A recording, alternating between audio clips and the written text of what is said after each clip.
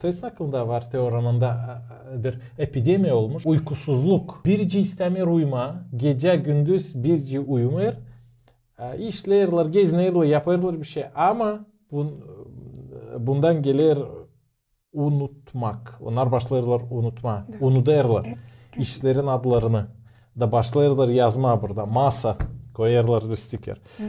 Kapı adlarını başlayırlar bıyıcıklar taşıma adlarını üzeri unudarlar. Kendi adını insan başlayır unutma. Macondo o kasabasının merkezinde tutayız akılda ben pek beğeniyorum bu momenti. Merkezinde büyük bukalarla unutmasınlar diyeni yazmışlar. Allah var. Zere açın biz onu dayarız, biz öyleyiz. Da bu onlar savaşları güreşme bununla yölmemediğini da o işi yazarlar da te burada da bir çıkış. Hani yazarak literatura yardım eder bizi ölmeyelim. Tutalım aklımızda kimiz biz. İstoria, dil. Bu verir bize ta bir ilişkicik de o eski işlerden de biz ölmeyelim.